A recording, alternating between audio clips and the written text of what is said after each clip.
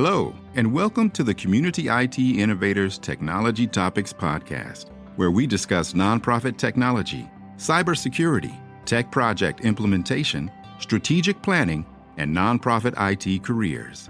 Find us at communityit.com. Thank you for joining Community IT for this podcast, Part 1. Subscribe wherever you listen to podcasts and leave us a rating to help others find this leadership resource for nonprofits. Listen for Part 2 in your podcast feed. I know I bounce back and forth. I was using Gemini a lot.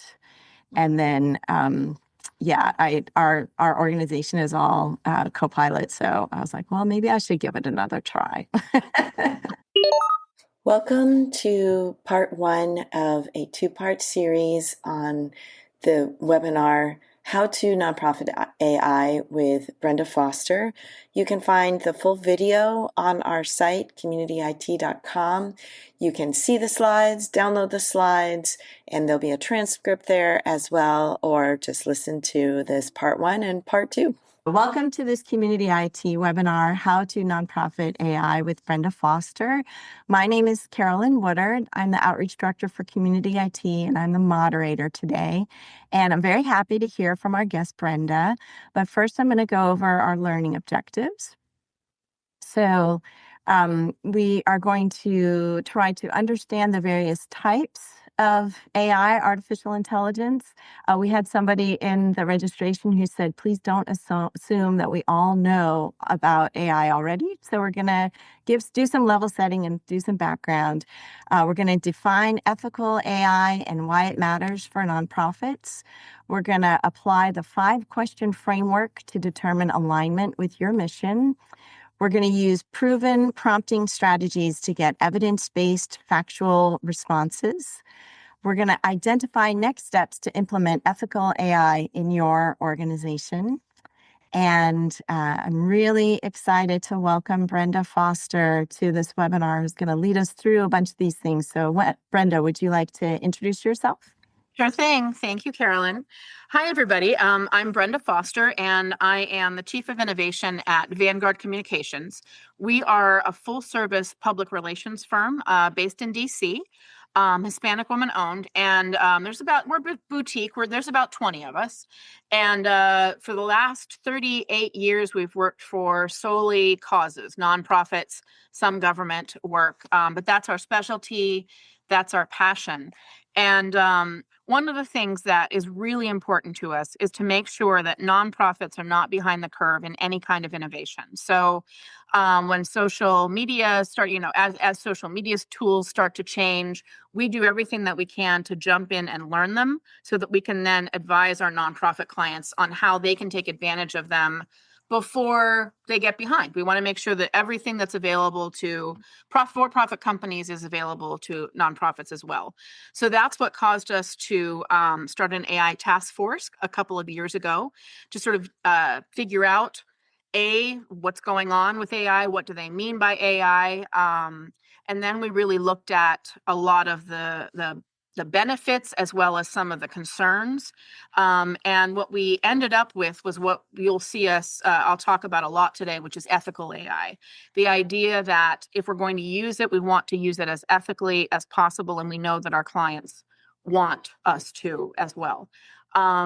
So what you'll see here is a presentation that changes pretty often, and it changes because AI changes. And in fact, I have some interesting late-breaking articles that have come out in the past couple of days that I will talk about as we go through some of the trade-offs and things like that. But anyhow, thank you very much for having me here. I appreciate it. Awesome. And you just mentioned ethical AI and transparency, and I noticed a couple of people in the chat already are using AI assistants to help take notes, and it has the automatic, statement there so that everyone knows there are AI assistants working. So that is one of the things I know that we recommend. So my name is Carolyn Woodard. I am the Outreach and Director of Marketing for Community IT. Before I worked for Community IT, I was the IT director at a very large international nonprofit and then at a very small local nonprofit. So I am living proof that you don't need to have a huge technology background to manage IT at nonprofits. And that's something that our organization does. So I also have been dabbling in AI, but I am definitely not an expert in it. So I'm really excited about this presentation today. Before we begin, if you're not familiar with Community IT, a little bit about us. We're a 100% employee-owned managed services provider. So we provide outsourced IT support. We work exclusively with nonprofit organizations, and our mission is to help nonprofits accomplish their missions through the effective use of technology. We are big fans of what well-managed IT does for your nonprofit. We serve nonprofits across the United States, and we've been doing this for over 20 years. In fact, our 25th year anniversary is next year. We are technology experts. We are consistently given the MSP recognition, MSP 501 recognition for being a top MSP, managed services provider, which is an honor we received again in 2025. We host a weekly podcast and a monthly free webinar series. You can access all of our previous webinar videos and transcripts on our website, communityit.com, and you can register for upcoming webinars there. For these presentations, we are vendor agnostic. We only make recommendations to our clients and only based on their specific business needs. We never get a client into a product because we get a hidden incentive or benefit from that. But we do consider ourselves a best of breed IT provider. It's our job to know the landscape, the tools that are available, reputable, and widely used. And we make recommendations on that basis for our clients based on their business needs, priorities, and budgets. So really excited today to talk about some of these tools. We're going to leave as much time as we can for Q&A. Please submit your questions through either the chat feature or the Q&A at any time today. I'll either break in and ask them if they're timely, or we'll save them for the end. Anything we can't get to, I'll ask Brenda to give us some written thoughts, and I'll append those to the transcript, which we'll put up on our website in about a week or so. You can check back after the webinar if we didn't get to your question. We're also going to be on Reddit right after the webinar answering questions. Brenda agreed to come over for 15 minutes or so you can join us there too after the webinar. And a little bit more about us. Our mission, as I said, is to create value for the nonprofit sector through well-managed IT. We also identify 4 key values as employee owners that define our company: trust, knowledge, service, and balance. So we seek always to treat people with respect and fairness, to empower our staff, clients, and sector to understand and use technology effectively, to be helpful with our talents, and we recognize that the health of our communities is vital to our well-being and that work is only a part of our lives. So I know things are really stressful in the nonprofit sector recently, maybe always. So we hope that you're taking care of yourselves too. And now we're going to launch our first poll. And this is a poll about your comfort level with AI tools. So your options are completely uncomfortable and unfamiliar with most tools. And there's no shame in this webinar. We're all here together to learn. So if that's you, go ahead and fill that out. You've come to the right place if you check that. Second option is somewhat uncomfortable. We use a few popular tools occasionally. The third is that kind of neutral. We're neither uncomfortable nor comfortable, kind of average use, what you would consider average use. The fourth option is somewhat comfortable. We use a few AI tools daily. Fifth option is completely comfortable. We use a lot of the tools a lot of the time. Our colleagues ask us how to teach them how. So, and then not applicable or other, if there's something else that you can put in the chat, or if you just, you're in this webinar for some other reasons, you're not really using AI yet.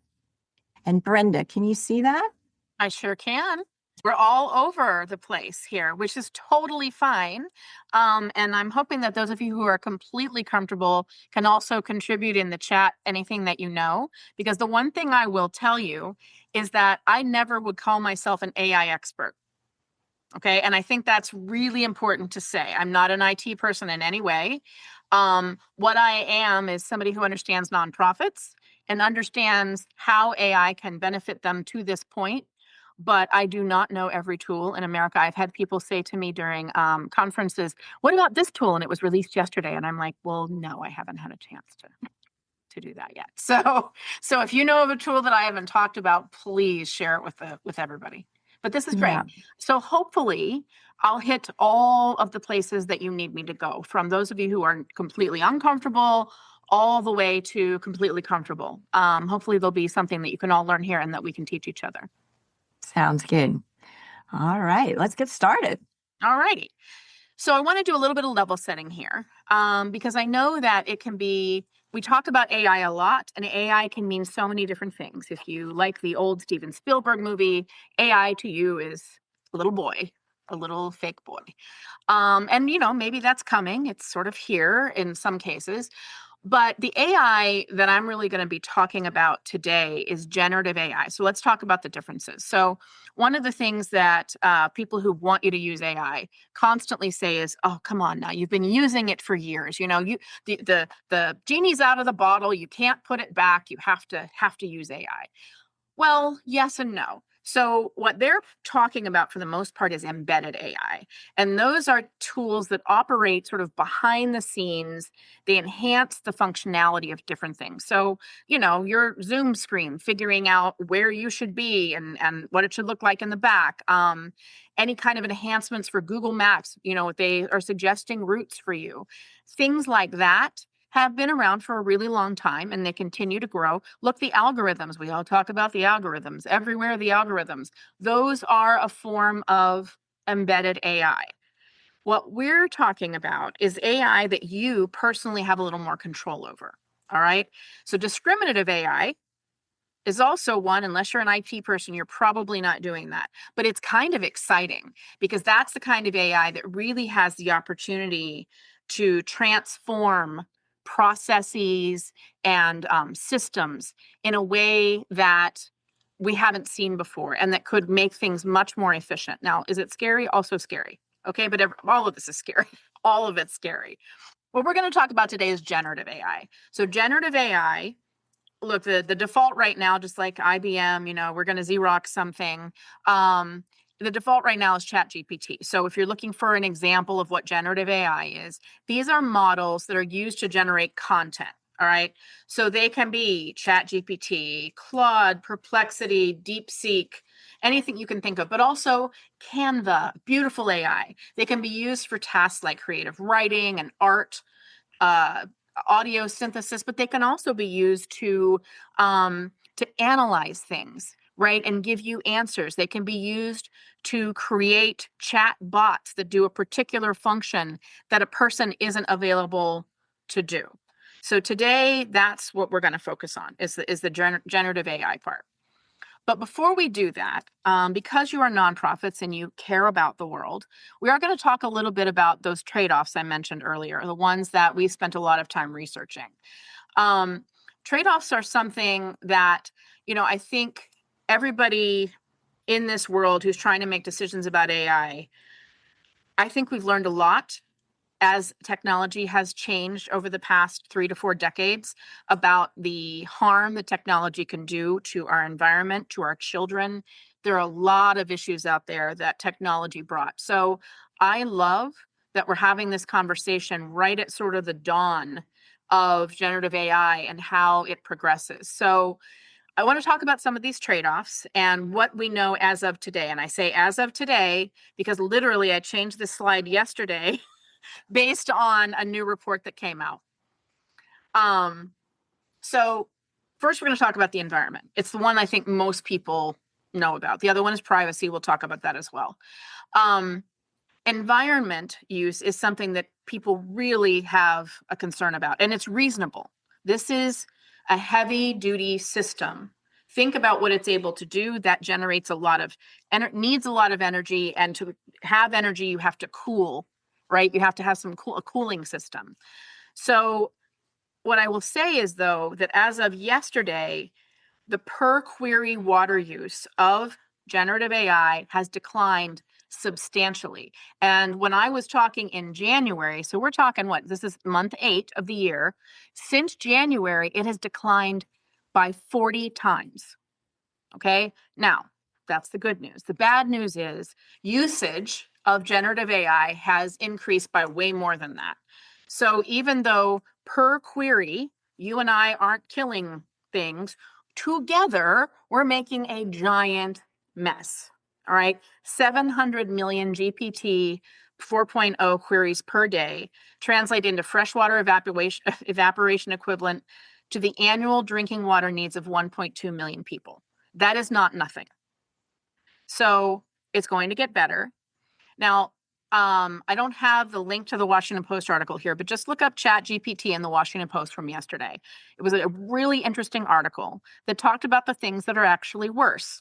I don't know that this is going to make you feel better about yourself. It might make you feel better about AI. Netflix, streaming, they are all much worse. They're actually the reason that the data centers are moving as fast as they do. They actually use much more energy. The one that blew me away, not that I didn't already know this was intensive, but you're actually doing more harm when you eat a hamburger because of the intensive way in which meat is grown and becomes a hamburger in this country. Again, that is not an excuse for us to just thank you, Carolyn, appreciate it, perfect. That's not an excuse, but it is something to look at when you're looking at the things to be aware of, that this will keep getting better. There's real motivation to make it get better, mostly because, look, people are fighting data centers right and left. They're not going to be able to be everywhere. We do have to make this more efficient. Okay, so community justice. I want to talk to you about, we know the data centers are a problem, and unfortunately, it's the same model we have continued to do throughout history. We look at Black, Brown, and Indigenous communities, working class communities, and we say, let's put it there. So we don't want that. Now, at the same time, people like you, nonprofits, are starting to see that AI-powered tools can actually amplify their reach, right? We are better able to translate than we were able to before, in many more languages than we were. Triage can be faster. Initial screenings can be faster. Providing materials, again, in many languages can be faster. So there are a lot of ways. What we want to do is get you using AI in a way that is so helpful to your community that it outweighs some of these other things. And also, you want to protest. We're going to talk about that, but we don't want those data centers there. Okay. Devaluation of human creativity. As a writer, this is really important to me. And even myself, I have to check. My first thought when I start writing now is to see what ChatGPT thinks. And I have to take myself away from that and go, what is wrong with you? You were really good at this. Don't make yourself bad at this. So the issue is that it really can replicate human styles without consent. I had a camera operator send me an audio of something his client asked him to do that was Meryl Streep's voice, but AI. And they're going to use it. And I have now seen many commercials where you've got celebrity-like voices. And we don't like that. We certainly do not want to lose our artists, our designers, our writers. I mean, we're humans, and you cannot replace human creativity. At the same time, even those of us who are creative are finding that some of the tasks that are not our strong point, AI can take care of those so that we can be left to do the creative work. Okay, and now let's look at the privacy, intellectual property, and security. We know that there are issues with privacy. I saw a lot of the questions that you guys posed before we got here today, and they were a lot about being safe and being private. So we're going to talk about that. Look, we're going to always have more vulnerabilities, but again, because the industry knows that's important to us, they are going to race to try to make it as private as possible. And those that are doing it well will will tout that and will be able to recognize them. The other thing is the bias, right? So AI concerns around bias. We do know, when Kodak was invented, that's when the bias started when it comes to imagery, right? Kodak learned to develop its film on white faces, and it's still not very good at it. And frankly, even our cell phones are not great at it because that's how photography was invented.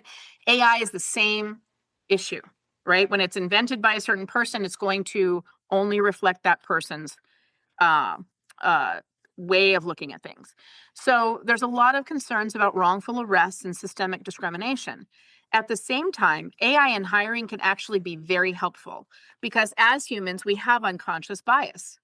And AI looks at something and says, you want these 5 skills. This person has these 5 skills. You're not worried about whether or not they, speak a different language, where they live, how old they are, any of those things. It's saying, okay, let's start with this. And so we've found that it really can improve diversity by up to 25% because it's reducing that human bias. So I don't know if you feel better or worse. If you're you're like, never will I use AI because of all those problems. Hopefully you feel like it is a bunch of trade-offs. If we're going to practice ethical AI, and I want to suggest that you check out Joy Buolamwini. I get that wrong every time, or it's a very, very hard word. She has written a book called Unmasking AI. She also has a Netflix series of, I think it's a documentary, like a several-part documentary about AI and all of these biases we're talking about. But even she says, look, we're not going to get away from using it. We really just have to say, if we're going to help it, if it's going to help us, or if it's going to make us much more unequal, it's all ultimately up to us. And so that's why diving in is not a bad idea, because the more we learn about it, the more we can use it for good. Okay. Thank you for running us through. I feel like each of those slides could be its own webinar of all of the different kind of ethical issues that you raised. But I love how you just like cut right through it and gave us some examples. So now we have another poll for you in the audience. And this is, does your nonprofit have a generative AI policy already? So the answers you could choose are yes, yes, I don't know, no, but we're working on one, no, and I don't think we'll create one anytime soon, or that 5th option, not applicable or other.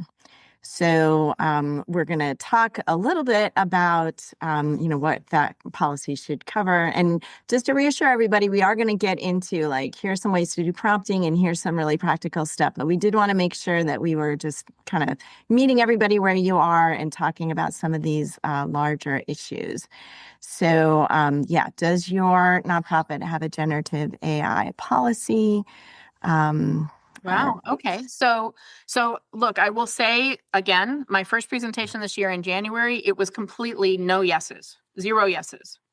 So you guys have made a lot of progress in 8 months, right? Very, very good. That's 16% is not bad. Working on one, nearly half of you. That's great. I mean, it's not something that just comes right out of thin air. You really do have to think of all of the issues. I don't think we'll create one anytime soon. That says to me a little bit of helplessness, right? Like that maybe you don't necessarily have control over whether you have one or not, which can be very difficult. I'm hoping by the end of this, you will feel like you have the things that you need in order to help that decision along. All right? All right. Thank you, everyone, for answering those questions. That's really helpful to us. All right. So what we're going to do, this is a set of questions that we're going to go through that will help you figure out what your policy should be. The reason that we do this is because every single nonprofit cares about some things more than others, and they're all going to be different. So this is about the questions you need to ask, not about the answers you should have to those questions. All right. So let's go ahead and, if you don't mind, if we can just skip to the first question. I think it's 2 more slides. Yep, that one. Okay. So the first one you want to take a look at is who is impacted if we use this tool. So again, we talked about, are there trained professionals that will lose their job, right? That's a bad side. The good side is, can it make the job more creative, not just more efficient? So if you've got some entry-level employees, could they be doing something other than monthly reports? That'd be so amazing, right? Is it going to displace community labor? Right? Or individual storytelling? Is it going to take that voice away? The biggest thing you want to ask is who gains power or time and who loses income, on autonomy or voice. All right. So that's that first human impact question. Then the next question is who is left out if we use this tool? All right. So Are there biases baked into the tools that we're thinking of using? Do these tools reflect the full range of disability experiences that may be, in the membership that we serve? Could this tool actually bridge gaps for you that you're not covering right now with the staff that you have, or will it widen them? Just, I always think about this digital divide. This has an opportunity. This technology has the opportunity to wipe that out, but only if we make sure that that's where we prioritize its use, is in those communities that need it the most. All right, third question. How does this tool help us pursue our mission? And this is key, and it's why this needs to be so individualized. Because there are environmental organizations, nonprofits out there that are going to have a very, very strict either no AI or one particular kind that they approve AI policy. They just are.